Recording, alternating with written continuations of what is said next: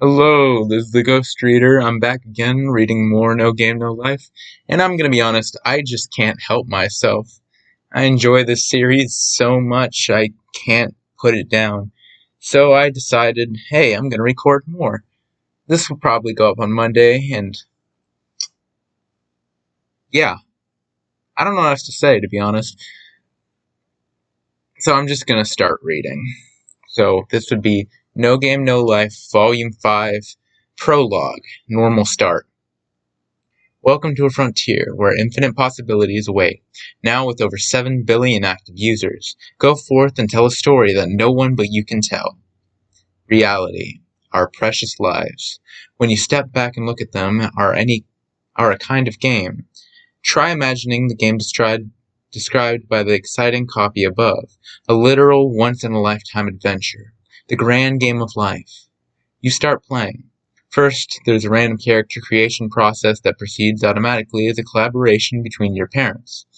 There's a heartwarming opening with your mom and your dad and 1,000 blessings and all that, and then finally you get to dive in. You get a rough grasp on the controls and then you're tossed into school, a microcosmic tutorial for the heavy seas of society. The game's setting? Earth.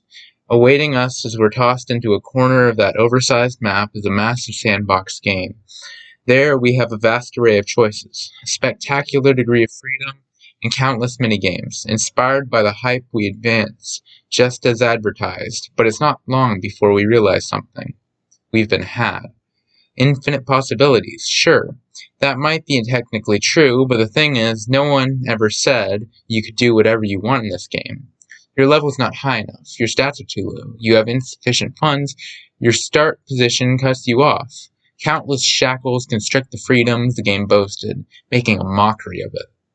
But we say, as we struggle, believing the billing, we fall and get up again, convinced our infinite possibilities and sparkling hope stretch out before us.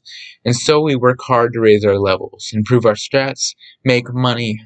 Passive skills like talent and capacity were randomly assigned to us in character creation, and we grumble that it's not fair at all how some people have them and others don't.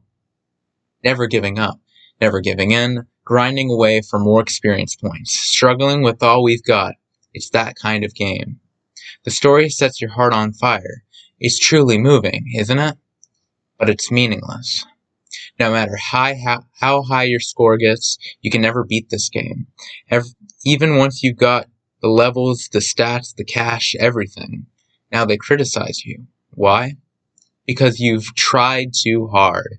They tell you it isn't fair at all, even though you've won through your own effort. As soon as you have something other people don't, you're told it's cheating, and then you get penalized. You get handicapped with all kinds of abstract and concrete shackles imposed on you by the 7 billion other players, and then, at last, a certain suspicion likely flickers through your mind. Do you really have freedom in this game at all? No matter what choices you make, society, other players, someone steps in and edits them. You try to roll with it and go for the win again, but the same thing always happens, and then all of a sudden, you look back at the road you've walked and can't help but see the truth. Your actions had nothing to do with your will. They were decided by someone else, directed, carried out under a tactic understanding. All there is behind you is a long path they demand you walk, that they made you walk. In a flash, your suspicion turns to doubt with a shade of conviction. They were right. This bullshit game called life is indeed a vast, grand sandbox. But you aren't the player. Then you look down at your hands. When you see the countless strings entangling them, your skepticism turns to certainty.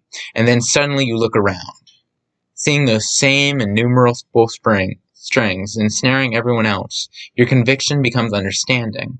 In heads clattering as they're shaken, the gamers realize that they themselves are mere puppets, that all they are in this game of life, where they've taken in the cues and played their parts, are puppets in a puppet show. NPCs. Now, with all this in mind, I'd like to ask a question. What is the purpose of your life? Were you able to give an answer you're sure was your own?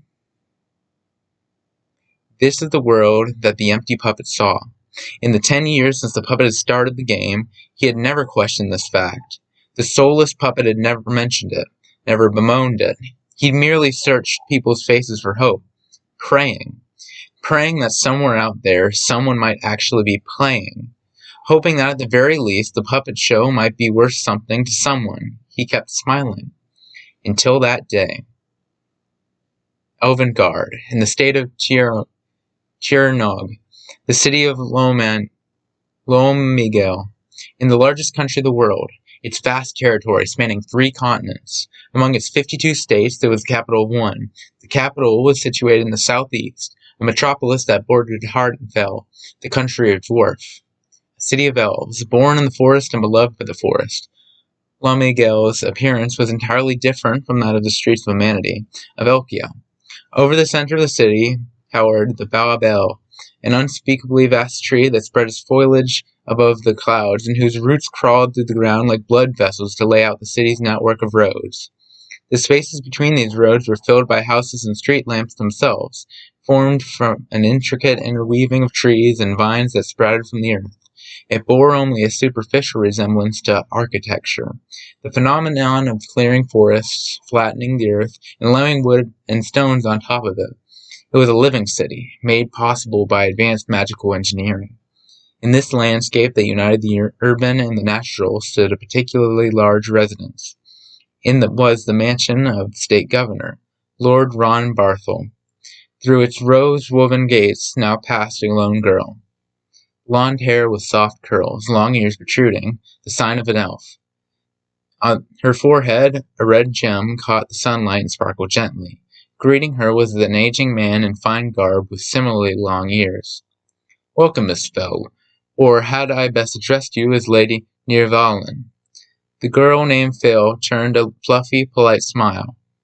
"Why, Lord Barthel, certainly you may address me as you please. After all, I have not officially inherited the headship." The man, Barthel, twisted his lips into a grin at her answer. He took a step back and accepted his hand to invite Phil into the mansion where all was woven of wood. "It is most disgraceful of me to have forced a lady to wend her way from afar all the way to this provincial estate." "How skillful you are at uttering words, utterly absent from your heart." "You wound me. Though I may be old, I appear to retain a heart capable of appreciating lovely flowers. Though such flowers be unsightly weeds in my garden, you see." "Well, flowers of value, choose for whom they would brightly bloom, and when, I might add." Without dropping their smiles, but also without looking into each other's faces, the two walked. Barthel guided Phil into the courtyard. At the center of the garden, blazed with all kinds of flowering plants, stood a white painted table and 2 chairs. As Phil seated herself in one, Barthel settled into its opposite. "It is then a trifle of a task for the both of us, I see. Shall we get started?" They could come right into business. "Regarding the coming election for the upper house, Nirvalen, may I ask you to stand down as a candidate?" Barthel addressed her by her family name alone, as if giving an order. It had been Phil who had given him leave to address her as he pleased, but there was an understanding amongst the moguls. Addressed by family name alone was a tantamount to an insult, but Phil glowed back without batting an eye. "Why, is that all?" "Of course not. I would also require that you lend the name of Nirvalen officially to support my candidacy." "Ah, how interesting." "Oh, and I would also appreciate it if you would take on the deposit for my candidacy as well as my campaign fund. Additionally, my dear Lord Castellet seems to have an interest in this harp of golden dragon bone you possess.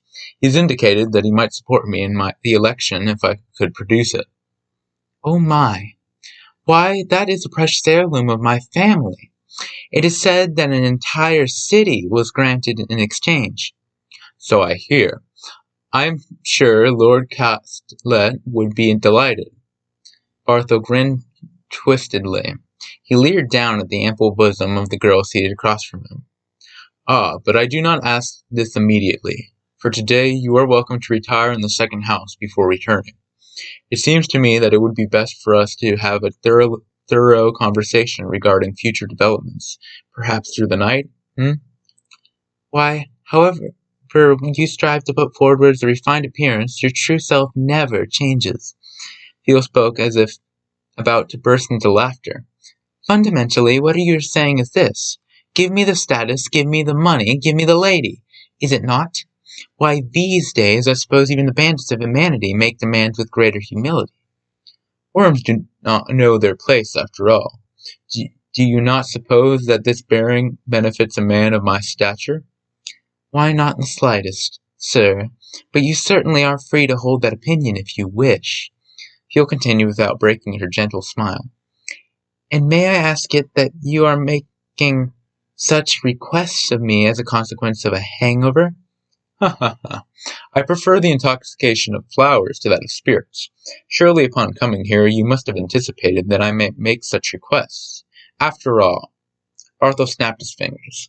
The spirit presence sharpened, and on the table appeared a steaming tea set.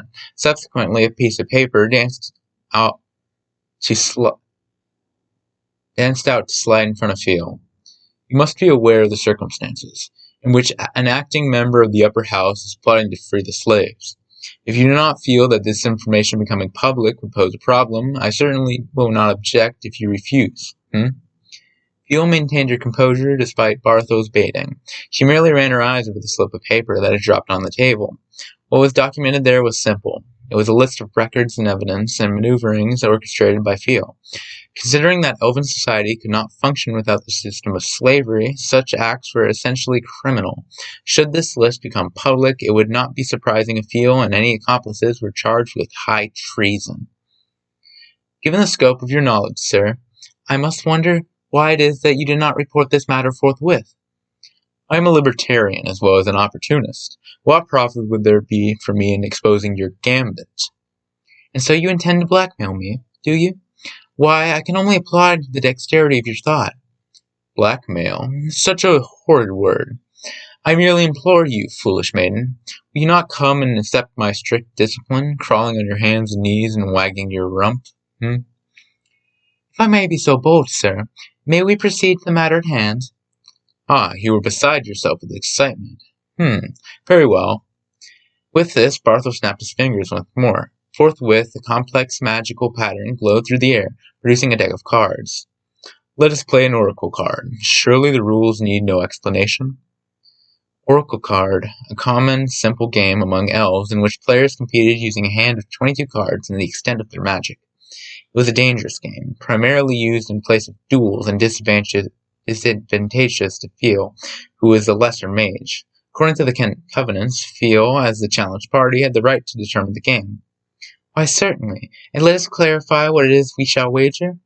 But Phil batted not an eye, only responding carefully without looking away.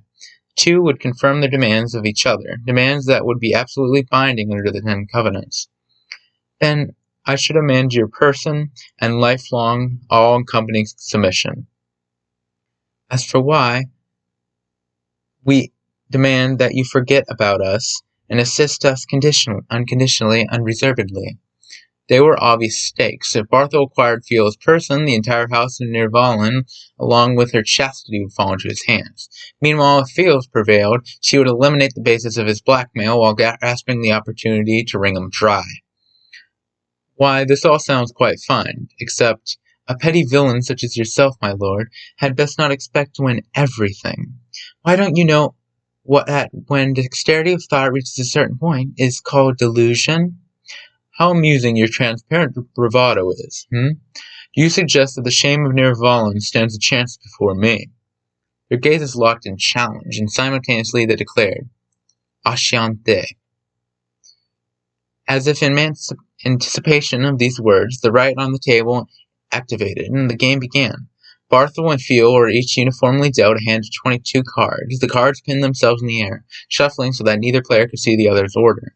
When the two faced each other with hands of the same size and kind, the Oracle card, the simple game using 22 cards of the Tarot's major arcana deck, commenced.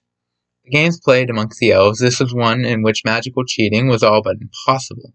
For given that the players can see the right and the flow of magic, if magic were employed, it would be discovered immediately, constituting a loss.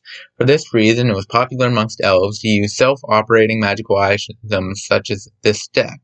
Among such games, Oracle Card was particularly favored, for its gameplay as well as clear demarcation of victory, to be specific. 2 cards said. At Field's brief whisper, 2 of the cards floating before her disappeared, instantaneously and silently reappearing face down on the table. Barthel smiled, then announced, 2 cards set. This time, 2 cards disappeared from Barthel's hand, and as before, they appeared on the table. Both having produced 2 cards from their respective hands, their contest was ready to begin. Barthel asked, So, are you ready? Why, yes. With that, they both declared, Open deal.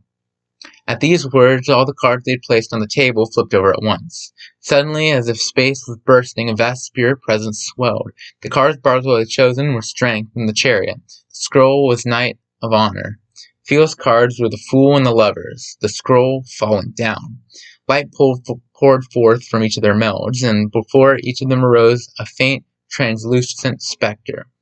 Barthel had summoned a knight in full armor. The knight drew a sword, spurred on by his horse, and charged. Before him, called out by Fail's cards, tottered a half-nude maiden. The maiden, as if dancing, hung to the knight's neck, and she whispered something in his ear. The knight, as if in torment, raised his head and turned his sword. Returning, holding the maiden, he rode towards the summoner, Barthel, to strike. Rank 7, elf with the highest magical aptitude amongst the Exceeds. The oracle cards they built were on the cutting edge of magical engineering. The fragmentary rite deployed by the composite seal of the cards attacked Barthel ruthlessly. Barthel, for his part, just clucked. He raised his hand and assembled a magical defense in an instant. 2 magical circles floated up in the air and intercepted the sword of the onrushing knight. Light burst with a boom. The massive quantity of spirits scattered mowed over the garden as if licking it and dispersed. Barthel, having taken a harsh blow back, yet said placidly, To think you would use an attack-reversing scroll on the first turn. It gives the impression of an incompetent cowering before the threat of injury. This, Fiel answered without interrupting her smile. Why, it's a natural hedge against risk in the first move, and it would hardly be amusing if the match were to end so suddenly. This is just what makes you so distressing to watch. To attempt such artifice in this game betrays a boundless lack of sense. I suppose I must educate you in the sort of behavior that suits my noble blood, So, to sum up, this was the Oracle card. Game for duels among Rank 7 elf. Both players held the same 22-card hand and selected cards 2 at a time to form scrolls. Each scroll, beside raw strength, has certain affinities, and the losing player would have to receive the attack that corresponded to the scroll. Defending against the attack relied upon the player's magic. Used cards were discarded on the table, and after 11 turns, that is, draw the cards they had been used, the player had to choose whether to resign or to continue. If the game continued, then each player would start the contest with 22 cards once more, and so on, until one player could hold out no longer. There were 231 scrolls in total. It was impossible to predict and prepare for all of them, therefore victory depended on the ability to continue defending against attacks. In short, it was a test of one's ability as an elfin mage. Quadcasters were considered the best of the best. Barthel was not quite up to that level, but still a remarkable mage as a tricaster.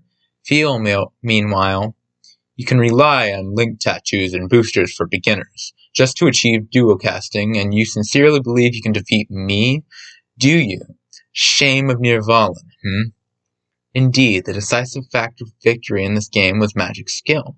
The number of rites that could be deployed concurrently also implied the provider and frequency of magic that could be applied. Against a tricaster such as Barthel, Fiel, barely a dual caster, didn't stand a chance. But Fiel laughed it off. Why, of course I do. You're making quite the show over having blocked only my first move. But why not wait to crow until you actually land an attack? Then she glanced upwards. From the garden where the flowers danced and scattered in the still throbbing spirits, she could see the second floor. Through the window she saw walking a black-haired, black-clad girl, her partner, and her face softened. Yes, this game properly had no place for humanity. rift of magic to get involved. A single blow would be enough to decide the matter.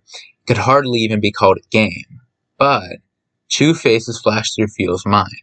Self-assured, sarcastic, yet somehow melancholy, a man and the girl whispered, "Who said you had to take them head on?" And so, why, this game was over before it began. Tisk, damn that Barthel. On the second floor, Fritz, a butler of the house of Barthel, clucked with a bile at the match in the garden. His master's intent was clear to see from the covenant he'd set out. He would seize upon her weakness, goad her into an unwinnable game, and take possession of her person. Once he defeated the girl, he would automatically own the Nirvalan family's votes, interests, property, and, more important than anything else, more valuable than gold, those tits. You could see he'd put on a smug, bad guy face, but it could be assumed that his mind had already left the game behind and moved on to the ladder that night in bed and tits galore. Fritz knew this because, as he blocked the card attacks on Barthel's behalf from where the girl couldn't see, in other words, helping Barthel cheat, his own mind was full of tits galore. Shame of Nirvalan? Incompetent? What did it matter?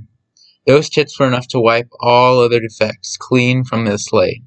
A woman, after all, was about her knockers. If those knockers were complemented by a nice face, fine buttocks, curvaceous hips, and long legs, that was all well and good, but everything beyond those knockers was optional, and had about as much value as the paper napkin that comes with your lunch.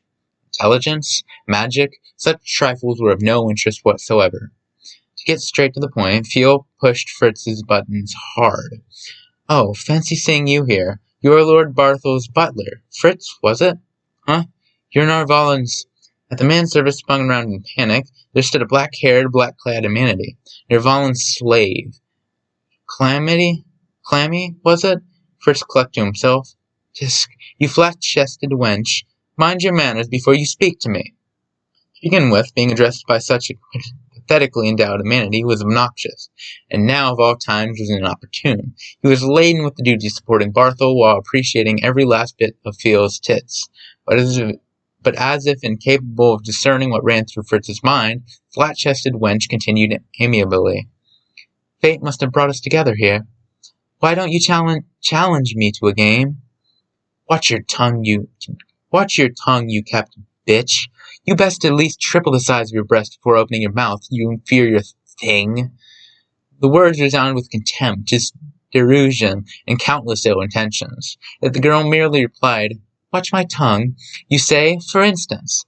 Still smiling, she narrowed her eyes. "If I were to use it to expose the misconduct of Lord Barthel and yourself, what would you think of that?"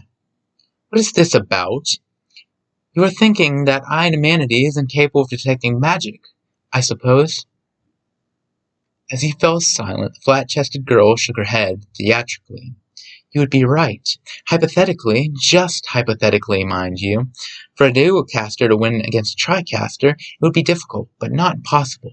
However, if you were to conspire with Lord Barthel to help him block her card attacks from here, your game would result in almost certain victory. Meanwhile, I, being unable to detect magic, would be unable to prove such shenanigans. But Master Fee would be in quite a bind, wouldn't she?" "But," the flat-chested girl broke into a giggle as she continued, "there's no need for me to detect it, you know. After all, you will confess." "What?" "I'll say this one more time. Why don't you challenge me to a game? If you refuse—" The girl flashed a dusky smile and produced a small jewel from her breast pocket.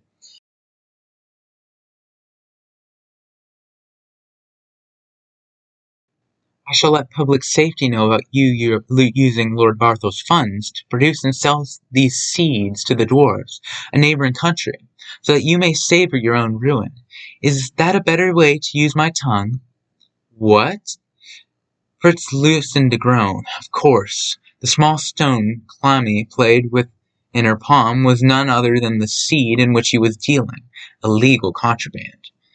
By concentrating spirits in liquid form and ingesting them, it is possible to boost these spirits within one's own body. It serves as a doping agent for magic. However, there are side effects. In fact, to such an extent that it became prohibited due to rampant abuse. In other words, a Feeling of pleasure and omnipotence induced by overdose. That's what you call a drug. Do you understand now? Challenge me. There is no other way for you to save yourself. At Clammy's chilly smile, Fritz pursed his lips. It was over. This was the end of the line. Ugh. No, Barrett. It wasn't time. It was still too early to laugh. It would be unsightly to break into a belly laugh at this flat-chested bint who thought she had him cornered with information such as this. Turning his face away from the flat chest, Fritz shook his shoulders weakly. Did it look like the fear of a cornered man? How foolish. How terribly foolish. It was Barthel who had put Nervalin up to this. In exchange for overlooking the information that Nervalin was plotting to free the slaves, he'd forced her to accept a game under disadvantageous conditions. To make his victory certain, he'd tasked Fritz with assisting him. But Fritz recalled the words of that super bosom. And it would hardly be amusing if the match were to end so suddenly. Those two. They were never going after Barthel in the first place, but me. He stifled his laughter. Thiel's easy acceptance of Barthel's game was all planned. If Fritz had had his hands full of supporting Barthel, even alone a manatee girl could corner him.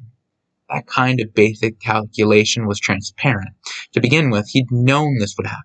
He knew that the seed smuggling had been found out. He'd been informed in advance by Barthel himself that there would be an interruption during the game. The reason being that these two had brought the discussion to Barthel first. Your butler is engaged in this criminal affair. We would like to force him to confess in secret so as not to damage your reputation as his master. We request your cooperation so that we can obtain information. And so they worked to set him up. The game unfolding in the courtyard had been fixed in advance, with Barthel for that very purpose. So they think.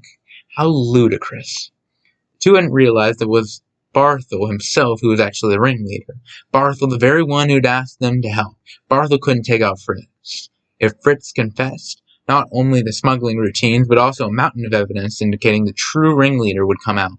Therefore, Barthel had pretended to collaborate with them, only to bring Thiel into his grasp. He had proposed the idea himself and chosen his own mansion as the stage. Given the assumption that this was secret, she could have no allies here but her flat-chested slave. What a farce! A pathetically endowed amenity and a pathetically stupid rack. They'd thought they were setting him up as they'd leaped right into the spider's web. You are stupider than I thought. Let me explain this in a way that even an idiot can understand. As Fritz stifled his laughter, the flat chest spoke, as if throwing cold water on him. You do not have any choice. It's play or be smashed. You get it? Sputtering at this comical taunt, Fritz raised his head.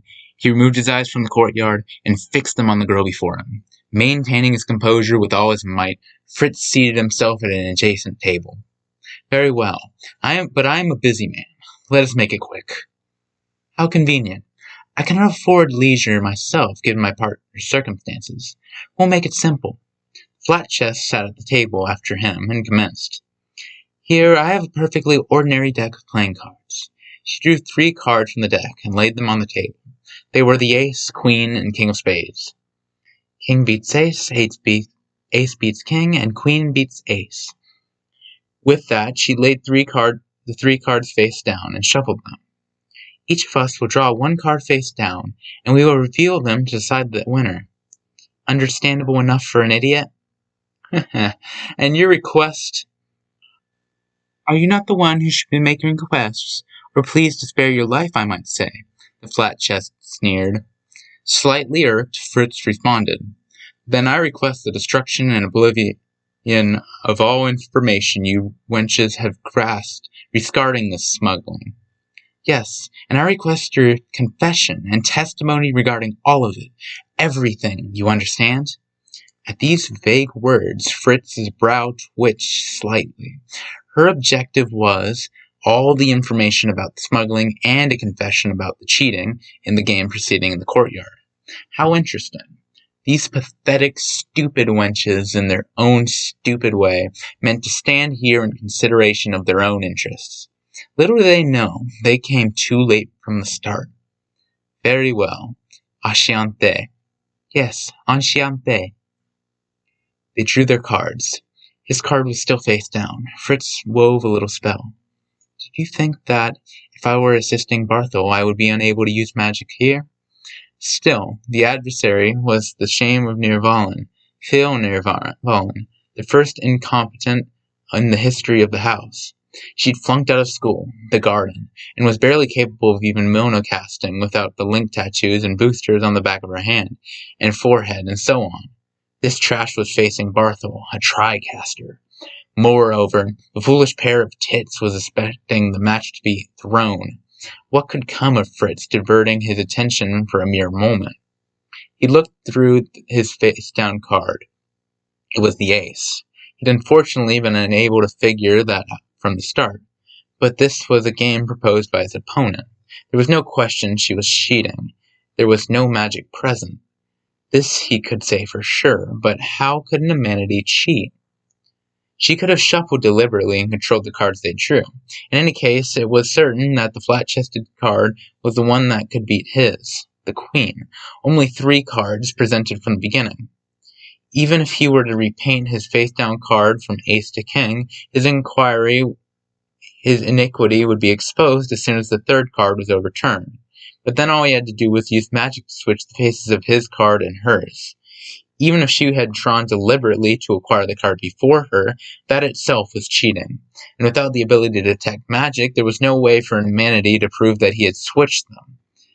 Is that what you expect? I would advise you not to underestimate me, you puny humanity.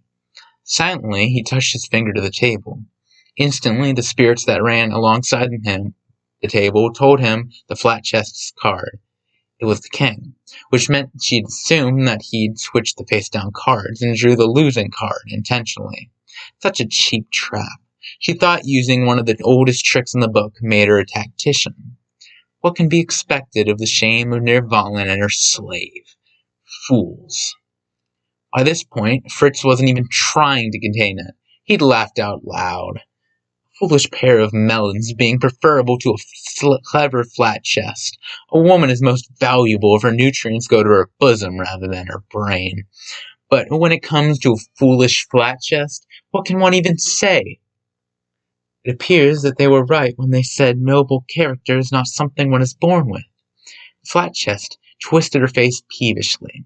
Fritz swallowed quietly. There was nothing he had to do. She just had to fall into her own trap. Well then, open deal, all right? Yes, and therein lies your downfall. They revealed their cards simultaneously. Fritz's card, just as he had seen, was the ace, and the flat chest was the queen. How? It can't be. Kicking away his chair as he stood, Fritz shrieked. Absurd, impossible. It wasn't. Fritz panted, but Clammy smiled.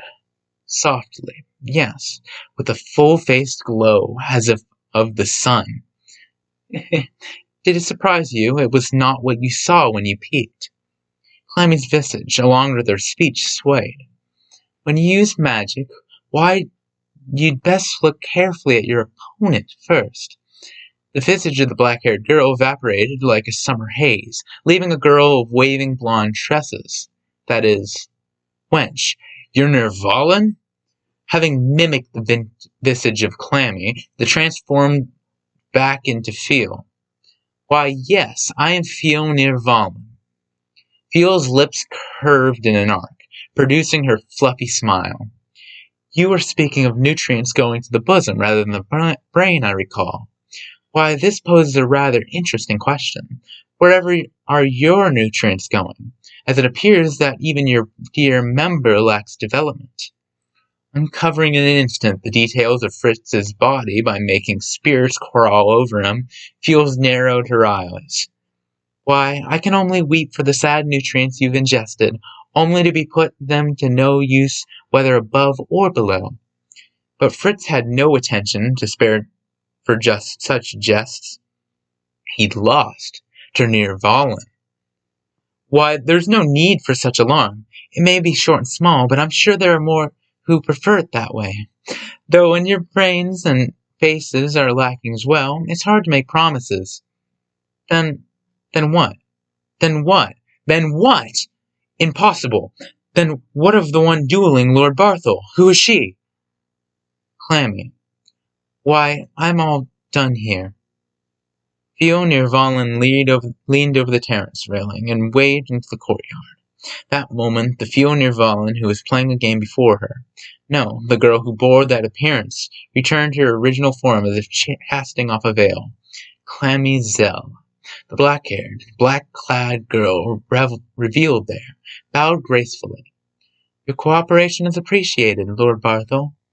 Well, of course, I must bear responsibility for failing to identify indiscretions within my own ranks, At the amenity girl lowering her head deeply to him, Barthol hid his discomfiture and furrowed his brow.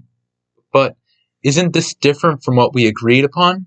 I understood you as promising to conduct this matter in secret. There was no mention of another participant. At his words, the girl gave him a quizzical, I'm sorry?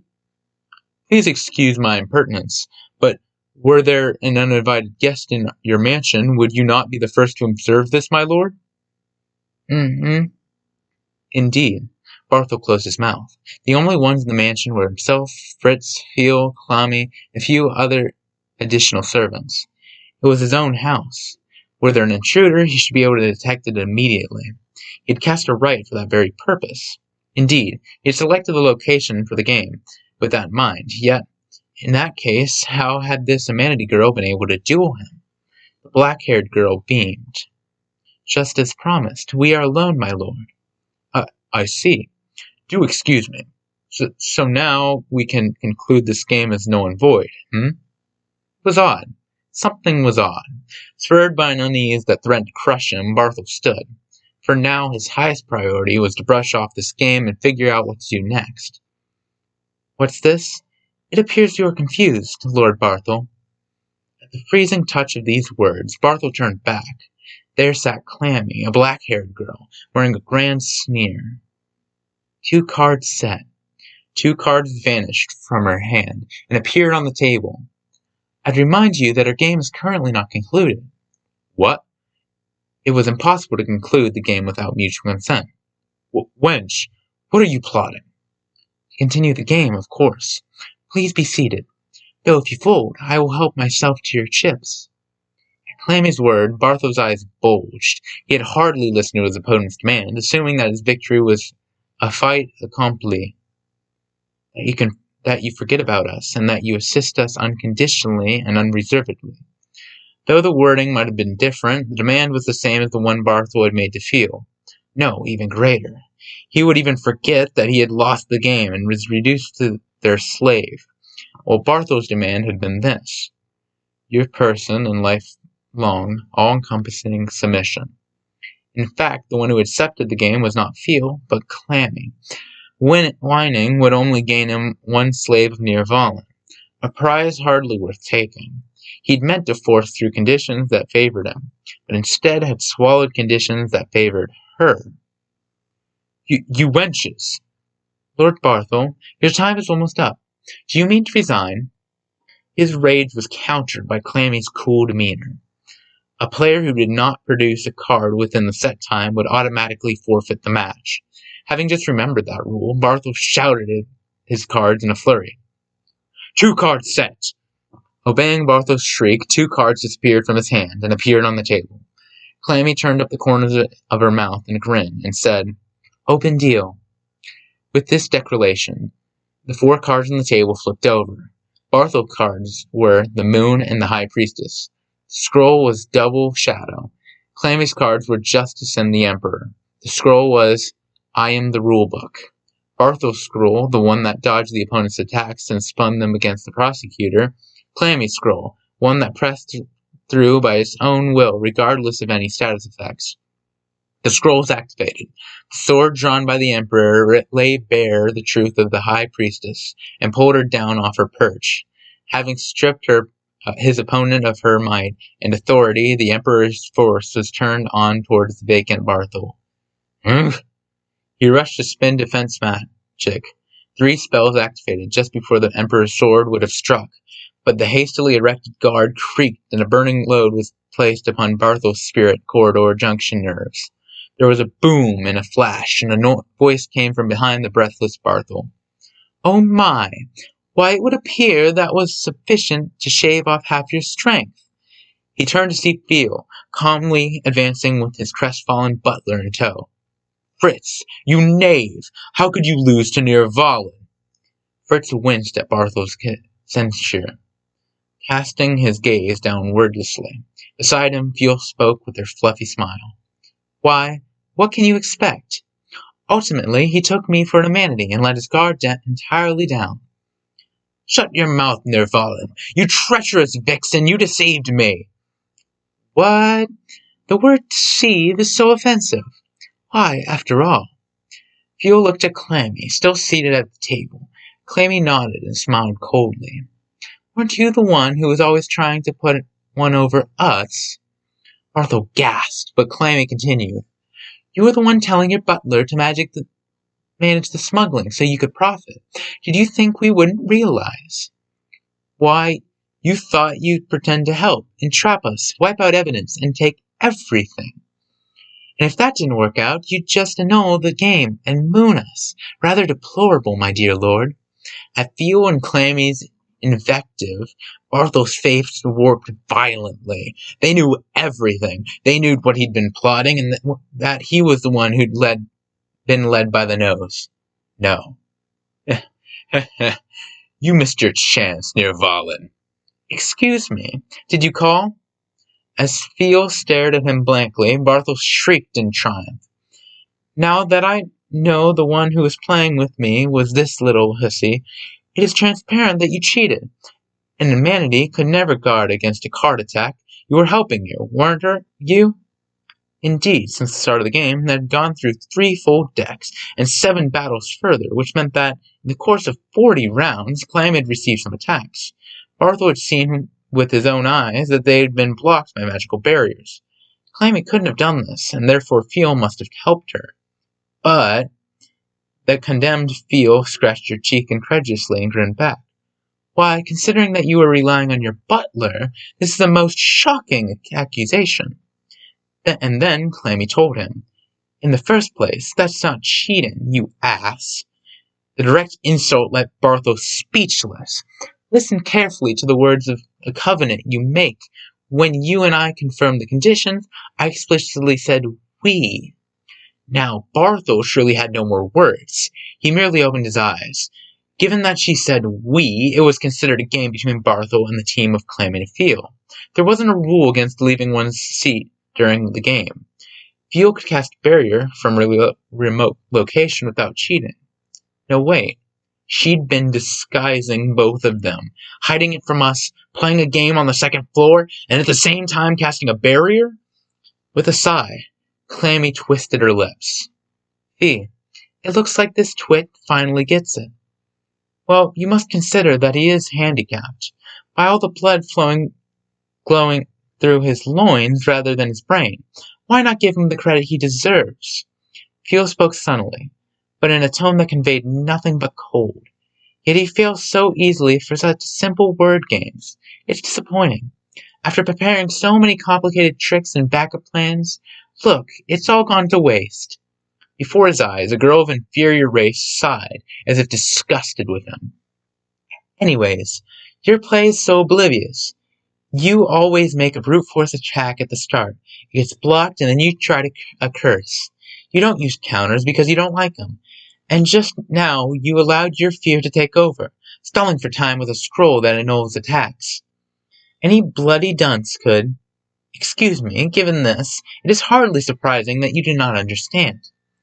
Barthel's shoulders quivered, in rage and humiliation, and most unspeakably in fear. Throughout these 40 rounds, Clammy had suffered injury in only a scant few, and those had all been starting rounds, the ones in which luck played the biggest factor. For the rest, she'd read every play he'd made. Not an elf, but a mere human and a manatee.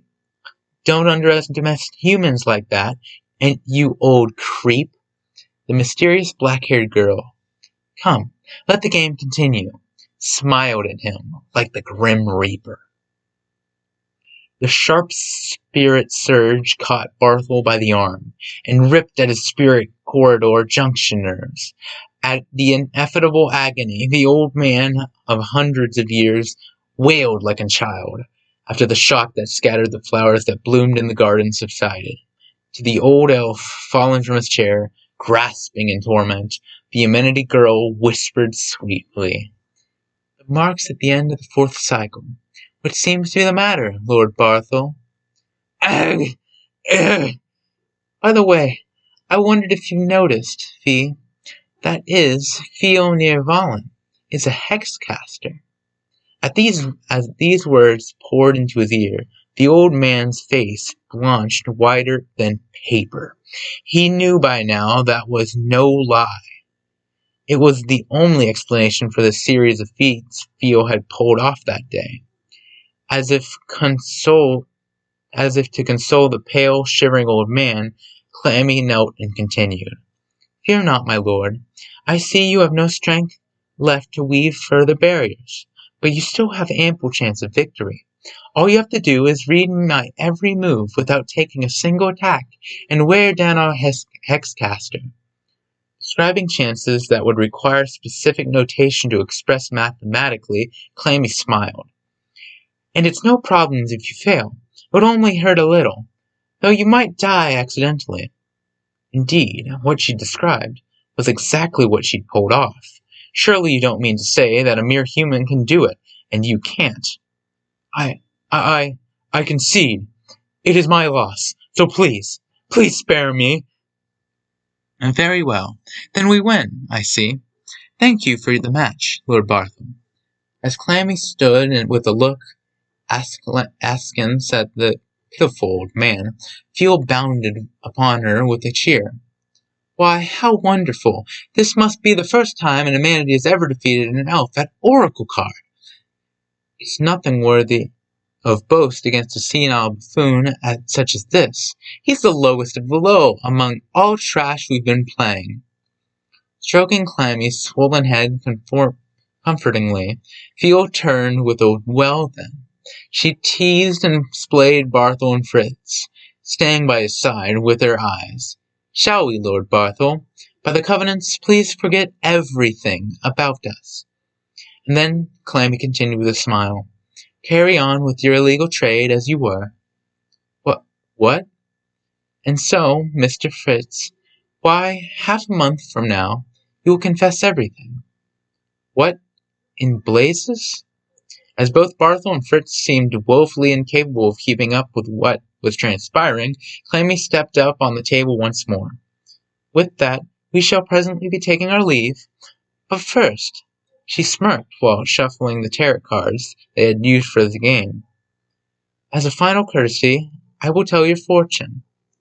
"Why, Clammy, it is news for me that you had such a skill." "Indeed, this will be my first time.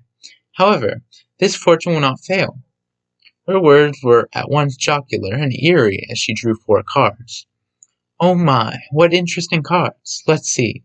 By my reckoning—" On cue, she revealed each card in turn to her audience.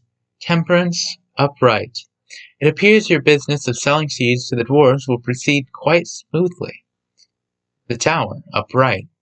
"But then, in half a month, goodness me, for some reason one of your dwarf customers will confess and get caught." Wheel of Fortune, reserved. "And then, unfortunately, Lord Barthel, your butler will mention your name, and the whole affair will be traced back to you. And then, Judgment, reversed. You yourself, Lord Barthel, will be judged in a court of law. The end. My condolences." Ignoring the blanching pair, Clammy threw a theatrical question at Fio. "That's rather interesting, isn't it, Fee? When Lord Barthel gets caught, whoever shall take the ownership of that trading company of his? What, Andamoro, the greatest of Elven Guard? Oh my! Why, what a coincidence! It happens to be that boy of the house of Enric we amused ourselves with 3 days ago." Everything had been in the palms of their hands. The 2 girls darkly laughed at what they'd called destiny. "Nirvalan, you bitch! No, you bitches! Just what are you plotting?" To Barthel, howling as his teeth clattered, the two responded with cold smiles. What's that? Well, we could tell you, I suppose. But you'll forget anyways, much as you'll forget you were involved with us at all. Watching the two witches giggle innocently to each other, Barthel shivered. Just what had he gotten himself into? Well then, by the covenants, farewell, Lord Barthel. Why, we pray for your continued success in your business. And so, with a snap of the lady's fingers, the day ceased to have been. I'm gonna stop there. Man, that was great. Oh, sheesh, man. I almost hate to do a stop there, but, there is quite a bit more to go. And so I will.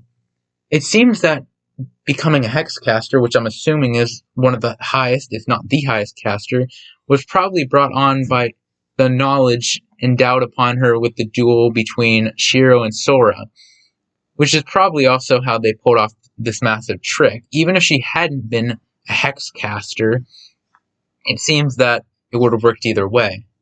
Isn't Hex a 6? So this would be a lot higher, because he's only a tricaster.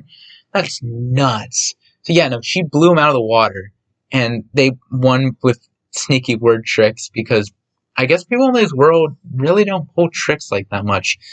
It's kind of surprising in a way that tricks like this aren't used more often, but at the same time, I find it funny that due to the fact that even though they knew he cheated, they still just won the game.